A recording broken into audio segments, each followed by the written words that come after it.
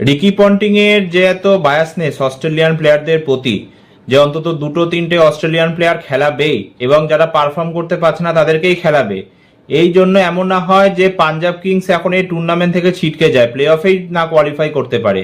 কারণ পরপর 5খানা match Punjab Kings হেরে গেল, ভাবতে পারছো? এক সময় পাঞ্জাব কিংসের 7 ম্যাচে 13 পয়েন্ট ছিল, 6টা উইন আর একটা নো রেজাল্ট, 13 পয়েন্ট ছিল পাঞ্জাব কিংসের। সবাই ধরে নিয়েছিল যে পাঞ্জাব তো কোয়ালিফাই করছেই প্লে অফে এবং টপ 2 এ ফিনিশ করবে, পাঞ্জাব কোয়ালিফায়ার 1 খেলবে। এবং তখন সবাই এটাও বলেছিল যে পাঞ্জাব আর আরসিবির মধ্যে যাকে বলে ফাইনাল হবে এবং পাঞ্জাব বদলা নেবে আরসিবির থেকে। কিন্তু এখন মনে হচ্ছে পাঞ্জাব কোয়ালিফাই করতে পারবে তো প্লে অফে, 3rd বা 4th পজিশনেও ফিনিশ করতে পারবে তো। পরপর 5খানা ম্যাচ পাঞ্জাব হেরে গেল এই নিয়ে, ভাবতে পারছো? পরপর 5খানা ম্যাচ এবং 3টে ম্যাচ তো যাকে বলে একদম জেতা পজিশন থেকে হেরে গেল। দিল্লি ক্যাপিটালস এর এগেনস্টে 211 চেস করতে নেমে 33-এ 3 হয়ে গেছিল দিল্লির স্কোর, সেখান থেকে দিল্লি জিতে গেল ম্যাচটা। তারপরে মুম্বাই ইন্ডিয়ান্স এর এগেনস্টে জেতা পজিশন থেকে ম্যাচটা হেরে গেল। গুজরাট টাইটান্স এর এগেনস্টে ক্লোজ ম্যাচ হেরে গেল। মানে জেভিয়ার বাটলেট এত মার খাচ্ছে প্রত্যেক ম্যাচে, সেই জেভিয়ার বাটলেটকে খেলিয়েই যাবে রিকি পন্টিং, তাকে টিম থেকে ড্রপই করবে না। লকি ফার্গুসন নিউজিল্যান্ডের প্লেয়ার, একটা ম্যাচে বাজে বল করেছে আর একটা ম্যাচে মোটামুটি বোলিং করেছে, ঠিক আছে, তাকে লোকে সুযোগ দেয়, কিন্তু না, তাকে সুযোগ দেবে না, তাকে বাইরে বসাবে, কারণ সে নিউজিল্যান্ডের। সুযোগ দেবে কাকে? অস্ট্রেলিয়ান প্লেয়ারদেরই সুযোগ দেবে, যারা পারফর্ম করতে পারছে না তাদেরকেই সুযোগ দেবে। কি বাজে বোলিং ভাই জেভিয়ার বাটলেটের, মানে দিল্লি ক্যাপিটালস এর এগেনস্ট ম্যাচে দেখলাম, আবার এই মুম্বাই ইন্ডিয়ান্সের সাথে ম্যাচেও দেখলাম, লাস্ট ওভারে 15 রান দরকার, ডিফেন্ডই করতে পারলো না, বাজে বাজে বল দিল এবং শেষ ম্যাচ টার্গেটটা মুম্বাই ইন্ডিয়ান্স চেস করে জিতে গেল। দেখো মুম্বাই ইন্ডিয়ান্সে কিছু আসবে যাবে না, মুম্বাই অলরেডি টুর্নামেন্ট থেকে ছিটকে গেছে, কিন্তু প্রবলেম হবে কাদের? পাঞ্জাব কিংস এর মতো দলেদের। এখন সমস্যা হচ্ছে এইটা যে সিএসকে আর এলএসজির মধ্যে ম্যাচ রয়েছে আজকে, যদি সিএসকে এলএসজি কে হারিয়ে দেয় তাহলে সিএসকে টপ 4-এ চলে আসবে আর পাঞ্জাব তখন 5 নম্বরে চলে আসবে। তখন পাঞ্জাবকে অন্য দলের ভরসায় থাকতে হবে, সিএসকে যেন এর কাছে হেরে যায়, হ্যাঁ, তাহলেই পাঞ্জাব কোয়ালিফাই করতে পারবে। এরপরে ম্যাচ আরসিবির সাথে রয়েছে পাঞ্জাবের, এবং আরসিবি পরপর 2টো ম্যাচ জিতে গেছে, দারুণ ফর্মে রয়েছে, সেখানে পাঞ্জাব পরপর 5খানা ম্যাচ হেরে গেছে। এখন আরসিবি যদি জিতে যায় পাঞ্জাবের এগেন্সে, তাহলে কিন্তু ধরে নাও পাঞ্জাবের প্রায় ছুটি, পাঞ্জাব কোয়ালিফাই করতেই পারবে না প্লে অফের জন্য, এমন অবস্থা হয়ে যাবে তখন। যাই হোক, তিলক ভার্মার তারিফ করতে হবে ভাই, দুর্দান্ত একটা ইনিংস খেলেছে, 32 বলে 75 নট আউট রান স্কোর করেছে এবং একদম সেই বিরাট কোহলি লেভেলের ইনিংস খেলেছে, যেমন খেলেছিল বিরাট কোহলি পাকিস্তানের এগেনস্টে, 18 বলে 48 চেস করে জিতিয়েছিল, একদম ডিটো ইনিংস খেলেছে।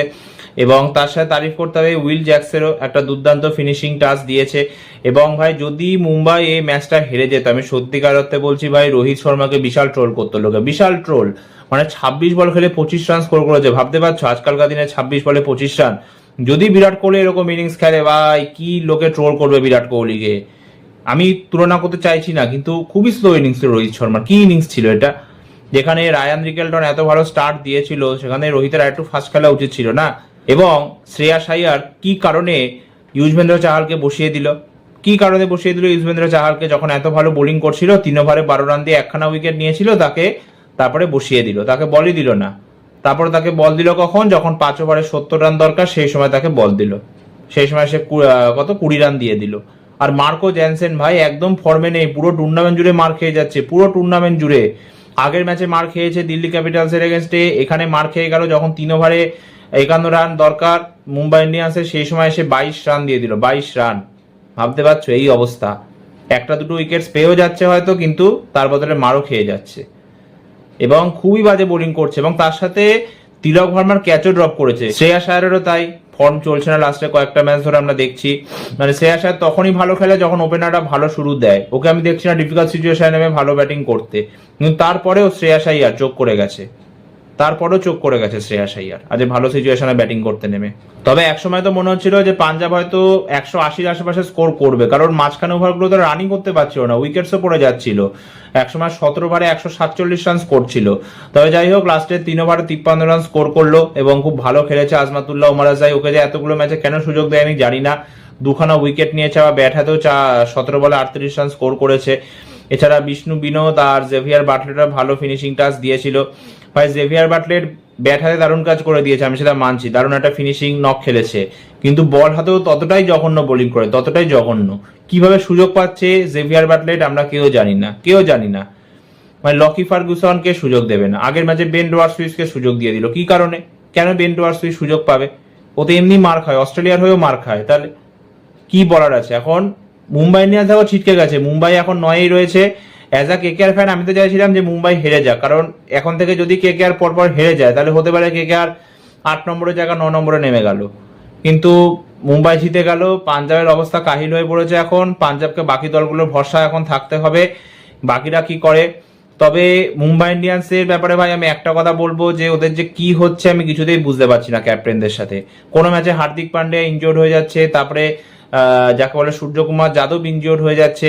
এই ম্যাচে জাসপ্রীত বুমরা ক্যাপ্টেন ছিল, আর জাসপ্রীত বুমরার সাথে কি হচ্ছে এটা ভাই, একদম জঘন্য বোলিং করছে, উইকেটসই নিতে পারছে না।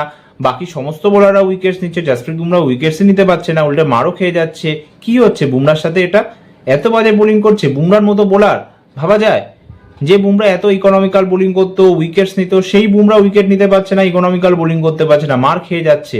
লাস্ট ওভারে এসে 12-13 রান খরচ করে ফেললো।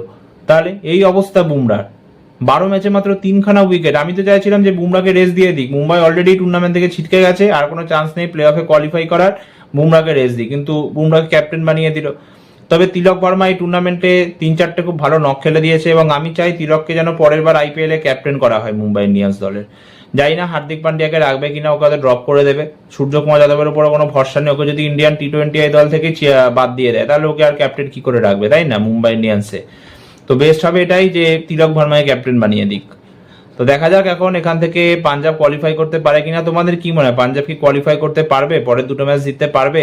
আরসিবির এগেনস্টে রয়েছে ধরমশালাতে, এবং তারপরে রয়েছে তোমার লখনৌতে রয়েছে, লখনৌ সুপার জায়ান্টসের এগেনস্টে। তো এই ভিডিওটা এতটাই, আবার দেখা হবে একটা নতুন ভিডিওতে। আর হ্যাঁ, ভালো লাগলে প্লিজ ভিডিওটা লাইক আর শেয়ার করে দিও। ভিডিওটা কেমন লাগলো কমেন্ট করে জানাতে ভুলো না। ধন্যবাদ।